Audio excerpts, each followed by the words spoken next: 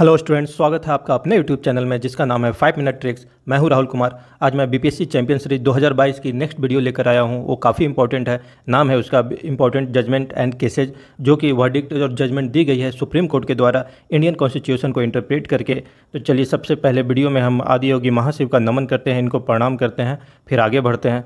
आज जो हम क्वेश्चंस को डील करेंगे वो प्रमुख क्वेश्चंस ये हैं। टोटल आपको 18 क्वेश्चन है, लेकिन मैं इसको बाइफर्केट करूंगा। बेसिक स्ट्रक्चर जो संविधान को दिया गया है, जो बेसिक स्ट्रक्चर वाले जजमेंट को मैं क्लियरली अलग करके 5 जजमेंट है मेनली, सभी को अलग करके एक साथ ट्रिक बना के बताऊंगा लास्ट में। पहले हम देर न करते हुए ट्रिक शुरू। पहला क्वेश्चन है, ए.के. गोपालन केस 1950 में आए थे। ये है प्रिवेंटिव डिटेंशन के ऊपर, और इसमें सुप्रीम कोर्ट ने इसमें अपहेल्ड किया कि यदि वो लॉ के अनुसार हो रहा है तो बिल्कुल सही है। ये ए.के. गोपालन एक पॉलिटिशियन थे, उन्हीं के मतलब इनका अर्जी था कि हमको डिटेन ना किया जाए, फिर भी सुप्रीम कोर्ट ने अपहेल्ड किया उस लॉ को कि डिटेंशन बिल्कुल सही है। तो गोपालन डिटेंशन, डायरेक्ट आपका एंड जो हो रहा है और एक तरह से राइमिंग बन रही है, उसी से आपको याद हो जाएगा ये। नेक्स्ट देखते हैं अगले क्वेश्चन। बेरूबरी यूनियन केस 1960 में हुई थी।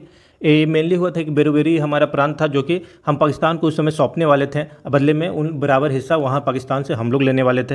लेकिन काफ़ी इसमें हंगामा हुआ। बेरूबरी यूनियन के वहाँ के आदमी लोग ने अपनी अंगुलियाँ काट के एक राजेंद्र प्रसाद उस समय के जो प्रेसिडेंट थे उनको लेटर लिखा और अलग ना करने के लिए, पाकिस्तान को ना सौंपने के लिए अर्जी लगाई है। तो इसलिए ये रुक गया, लेकिन काफ़ी हंगामा और काफ़ी इसके लिए भारत में शोरगुल हुआ था। तो इस कैसे याद करते हैं, बराबर पाकिस्तान की घुसपैठी हम अभी भी देखते हैं, सीमा पे ऐसे होती रहती है। तो बराबर से ही हम बेरूबरी को याद रखेंगे। ये घटना पाकिस्तान को सौंपने वाली थी, इससे याद रहेगा 1960 में हुई थी। नेक्स्ट क्वेश्चन है हमारा, मेनका गांधी केस 1978 में हुआ। ये सिंपल है कि ये विदेश जाने के लिए अपनी लगाई थी अर्जी, उसी के लिए ये है कि ये राइट टू पर्सनल लिबर्टी में आता है कि नहीं। तो ये मनेका, देखिए मेनका हम लोग पढ़ रहे हैं, एक्चुअल में इनका नाम है MANEK, जो ये लिखते हैं। तो ये नाम ही लग रहा है आपका विदेशी टाइप का, फॉरेनर टाइप का।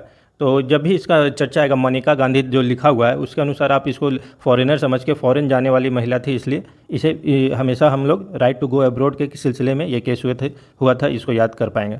नेक्स्ट क्वेश्चन है, Shah Bano Begum case Muslim women's fight for right. मतलब इनका ये जो केस था, इसमें था कि इनको यदि पति ने तलाक दे दिया, फिर भी जो पैसा एलिमनी के रूप में मिलता है वाइफ को, वो मिलेगा कि नहीं। तो सुप्रीम कोर्ट ने बोला बिल्कुल मिलेगा। इसको याद कैसे करते हैं, बेगम, मुस्लिम जो वाइफ होती हैं उनके, वो बेगम ही बोलती है, तो वाइफ से ही है। वाइफ को एलुमनी मतलब उनको पैसा जो देते हैं हस्बैंड तलाक देने के बाद, वो लगातार मिलेगा कि नहीं, वही एलिमनी है।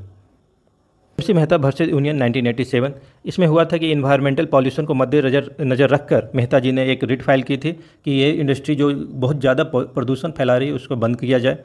तो ये क्या था, पॉल्यूशन को मिटा देंगे। मिटा से ही आप मेहता को याद रख सकते हैं। और ये इसमें सुप्रीम कोर्ट का जजमेंट था कि जो इंडस्ट्री काफ़ी रोजगार पैदा कर रही है लोगों के लिए, कई तरह से सोशियो इकोनॉमिक का काम कर रही है, तो उसको हटाना नहीं सही रहेगा, बल्कि उसको रीलोकेट कर दिया जाए। नेक्स्ट देखते हैं, इंदिरा सोने केस, अगेन मोस्ट इंपॉर्टेंट, और बल्कि ये हर एक एग्जाम में पूछा ही जाता है ऑलमोस्ट, और काफ़ी एग्जाम में ऑलरेडी पूछा जा चुका है। इंदिरा सोने एंड यूनियन केस है ये। Creamy layer concept in OBC, जो OBC का 27% आया था मंडल कमीशन में, जो सेकंड बैकवर्ड कमीशन था 1979 में, उसी के आधार पर कि उसमें सभी को देना 27% रिजर्वेशन सही नहीं है। तो इसको कैसे याद करते हैं, इंदिरा साइन करती है, यही है इंदिरा सोने जी हमारे। तो इंदिरा साइन करती है क्रीम लगाकर, फेयर एंड लवली ग्लो ज़बरदस्त लाता है ये, उसी से याद कर सकते हैं। साइन करते हैं क्रीम मतलब आप क्रीमी लेयर। इंदिरा साइन से इंदिरा सोने केस। SR बोम्मई केस 1994, जो प्रेसिडेंट रूल था स्टेट में लगाया जाता है, आर्टिकल 356 के था, उसका मिसयूज ना हो। यानी कि जो सेंटर में पावर है, यदि वो उस पार्टी का वहाँ पे यदि मेजॉरिटी नहीं है, उसकी सरकार उस स्टेट में नहीं है, तो वहाँ प्रेसिडेंट रूल लगा के अपना मनमर्जी ना किया जाए, इसके लिए। तो बोम्मई जी का BPI, ये फॉर्मर चीफ मिनिस्टर भी थे कर्नाटका के, तो BP हाई है इनका, एजेड हो चुके हैं, इसलिए BP से ही बोम्मई का बात आएगा तो BP याद करेंगे, बोम्मई प्रेसिडेंशियल रूल, मतलब उसका मिसयूज ना हो, इसके लिए इन्होंने एक तरह से केस किया था। Vishakha and state of Rajasthan, इस सेक्सुअल हरासमेंट के ऊपर था एट वर्क प्लेसेज, मतलब जहाँ कार्य करते हैं महिला कर्मचारी लोग, वहाँ पे उनका यौन शोषण, यौन उत्पीड़न ना हो। तो विशाखा से एक हम वीरांगना नाम को डायरेक्टली कंक्लूड कर सकते हैं, सिमिलर है। तो वीरांगनाएँ हमेशा आवाज़ उठाती है, तो यदि वर्क प्लेस पे भी किसी तरह का एक्सप्लॉयटेशन, शोषण होगा तो उसमें भी इन्होंने आवाज़ उठाया। लिली थॉमस भरसे, ये भी आपका बहुत इंपॉर्टेंट, इसमें 2 केसेज हैं इनके, बहुत ज़्यादा ही नामी गिरामी या प्रसिद्ध केसेज। पहला सेकंड मैरिज, हिंदू मैन जो बिना डाइवोर्स किए सेकंड मैरिज कर सकता है कि नहीं। एक और केस है, उसको मैं आगे डील करता हूँ, वहीं दोनों की मैं ट्रिक बताता हूँ। अरुणा सोनबाग केस, ये भी आपके चर्चा में रही थी 2011 में, तो काफ़ी चर्चा में अभी तक भी जब भी यूथेनेसिया की बात आती है कि स्वेच्छा से यदि मतलब एक तरह से मृत्यु दी जाए, यदि आदमी लेटा हुआ है कई सालों से, कोमा में है कई सालों से, जिसकी जीवन लाइफ को दोबारा मिलने की संभावना ना हो, सिर्फ सपोर्ट पे जिंदा है, तो क्या वो जिंदा रहना सही है क्या, या उनको एक तरह से डेथ दिया जाए डिग्निटी के साथ। तो उसी के लिए है ये 42 सालों तक रहे थे ऐसे ही बेड पे। इनकी स्टोरी काफ़ी ट्रेजिक है, यदि आप पढ़ना चाहें तो पढ़ सकते हैं इसे गूगल पे।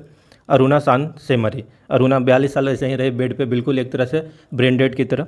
तो अरुणा सान से इसलिए डाई विद डिग्निटी को एक तरह से सही माना गया, इनको सपोर्ट हटा दिया गया, जिससे ये एक तरह से डेथ हो गया, लेकिन वो एक तरह से डिग्निटी से मरे। ये नहीं कि जिंदा है लेकिन कोई देखने वाला नहीं है, बस ऐसे ही जिंदा है। तो शान से मरी अरुणा, शान से सोनबाग मरी, मतलब जब भी डाई का आएगा तो डाई विद डिग्निटी वाला केस इनमें आएगा। NOTA judgement 2013, introduce NOTA for voters 2013 में आई थी, यही मेन है इंपॉर्टेंट यहाँ पे 13। तो इसको याद कैसे करते हैं, 2013 में जो आई थी नोटा, मतलब इसको किसी को वोट नहीं देख रहे हैं, यहाँ देखिए नन ऑफ द एबव एक तरह से है, वही फुल फॉर्म भी है इसका। तो ना तेरा ना मेरा, इसमें 13 से ही 2013 को हम याद करें, 1913 तो पॉसिबल नहीं है, तो 2013 ही रहेगा। लिली थॉमस एंड यूनियन, जो मैंने पहले बात किया था कि उसका चर्चा हम इस आगे में करते हैं इनका। तो एमएलए एंड एमएलसी एमपी, जो भी इस तरह के मेंबर हो, भले वो संसद भवन में हो या विधानसभा में, विधान परिषद में हो, तो उनका यही है कि जो यदि इलेक्टेड के समय जो उनका क्राइटेरिया बन गया है कि ये फुलफिल नहीं करेंगे तो अयोग्य हो जाएंगे, डिस्क्वालीफाई होंगे, यही क्राइटेरिया चलेगा जब वो ऑफिस में, मतलब जो ऑलरेडी काम कर रहे हैं उन पे भी है। यदि उन पे भी केस आता है, 2 साल की सज़ा हो जाती है, तो वो भी काम करना अपना बंद कर देंगे, वो पोस्ट से निकाले जाएंगे। तो इसको कैसे याद करते हैं, दोनों को एक हिंदू मैरिज में जो सेकंड विवाह ना हो पाएगा यदि आप बिना डाइवोर्स दिए हुए हैं तब। तो इसको कैसे, लिली की बात आती है। तो देखिए 2 एल है, मतलब 2 काम किए हैं, एक तरह से 2 लाल परचम इन्होंने फहराया है। तो हिंदू मैरिज को डिस्क्वालीफाई करते हैं, मान लेते हैं एज ए मतलब याद करने के लिए निमोनिस के, तो लिली थॉमस एक तरह क्रिश्चियन है, तो हिंदू मैरिज को डिस्क्वालीफाई करते हैं। तो हिंदू मैरिज से तो वो आ जाएगा कि सेकेंड मैरिज में यदि डाइवोर्स नहीं दिए हुए है हिंदू हस्बैंड, तो दूसरी शादी नहीं कर सकते। डिस्क्वालीफाई जब भी बात आता है तो हमारे मन में तो आ ही जाता है कि मेंबर्स ऑफ पार्लियामेंट या members of legislative assembly council वगैरह डिस्क्वालीफाई होते हैं। तो दोनों को आसानी से यहाँ याद कर पाएंगे। अभी एक इंपॉर्टेंट टॉपिक आ गया है, बेसिक स्ट्रक्चर, मूलभूत संरचना, जिसको जो हमारे सुप्रीम कोर्ट है उन्होंने समय समय पर इसका डेफिनेशन दिया है, इसका इंट्रोड्यूस किया। इसके इंट्रोडक्शन तो एक्चुअल 1973 में हुआ, लेकिन इसके पहले 2 स्टेप और है, 2 केसेस में भी इन्होंने एक तरह से मूलभूत संरचना की ओर जाने की सीढ़ी एक तरह से बनाई थी, और उसको आगे भी इन्होंने फॉलो किया और कई जगहों पे उस बात को रिपीट भी किया है। चलिए देखते हैं, और ये काफ़ी इंपॉर्टेंट है, एक तरह से वीवीआई बनेगा आपका एग्जाम पॉइंट ऑफ व्यू से। शंकरी प्रसाद केस 1951 में, तो इसमें बोला कि जैसे फंडामेंटल राइट्स को भी अमेंड कर सकते हैं पार्लियामेंट, उनके पास पावर है राइट टू अमेंड के तहत, राइट टू अमेंड के आर्टिकल 368 के तहत।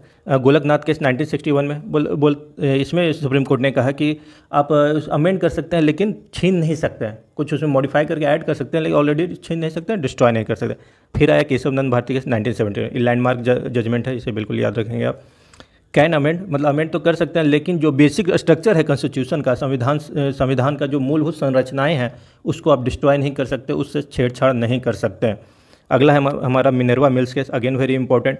जुडिशियल रिव्यू, इसके बाद जो हमारे पार्लियामेंट में मेंबर्स थे उन्होंने एक पारित कर दिया, एक ऐसा अमेंडमेंट कर दिया जिसके तहत हो गया कि क्वेश्चन में जो पार्लियामेंट जिस लॉ को लाती है या अमेंडमेंट करती है, वो कोई भी कोर्ट में उसको क्वेश्चन नहीं किया जा सकता, उस पर सवाल नहीं उठाया जा सकता। तब इसके बदले में 1980 के केस में सुप्रीम कोर्ट ने कहा जुडिशियल रिव्यू भी एक बेसिक स्ट्रक्चर, मतलब मूलभूत संरचना का पार्ट है, और बिल्कुल ये हमेशा ही रहेगा, सवाल मतलब सुप्रीम कोर्ट खड़ा करेगा ही। अगला केस है हमारा वामन राव केस 1981 में आया। ये बताया कि जो बेसिक स्ट्रक्चर का सिद्धांत है वो अप्लीकेबल है 24 अप्रैल 1973 से ही, भले वो केस आपका 1974 में आया, 75 में आया, 76 में आया, जैसे बात है 1981 में चल रहा है, लेकिन एक बताया कि रेट्रोस्पेक्टिवली, मतलब पीछे जाके भी हम देखेंगे और उस समय भी जो चीज़ हुआ था वो भी यदि बेसिक स्ट्रक्चर के कॉन्सेप्ट से भिन्न हुआ, अलग हुआ, तो वो भी नल एंड वॉइड होगा, वो भी गलत होगा। इसको याद करते हैं 5 केसेस को आसानी से, एक सिंपल सी ट्रिक से। शंकर नाथ को शिव महान या बम बोलते हैं, बोल बम आप लोग सुना होगा कि देवघर जो जाते हैं बोल बम बोलते हैं। तो शंकर नाथ से हम लोग पहला केस देख लेंगे जो कि 1951 में ही हुआ था, वो शंकरी प्रसाद केस, आसानी से आप इसको याद कर पाएंगे। नाथ से गोलकनाथ केस, को शिव से ही हम केशव नंद भारती केस को याद रख पाएंगे। महान से हम मिनेरवा मिल्स केस को याद कर पाएंगे। बिल्कुल देखिए, आपको आसानी से एक सेंटेंस से ही पांचों केसेस को आसानी से याद कर पाएंगे। बम से बमन राव केस। तो इस तरह से आपको निमोनिक्स बना दिया है मैंने। पढ़ने में आपको किसी भी तरह का कठिनाई नहीं होगी, ना ही इसको रिमेंबर करने में आपको कभी भी दिक्कत आएगी। आई होप ये वीडियो आपको पसंद आया होगा और इस वीडियो से आप काफ़ी अच्छा स्कोर कर पाएंगे एग्जाम में। Thanks for watching.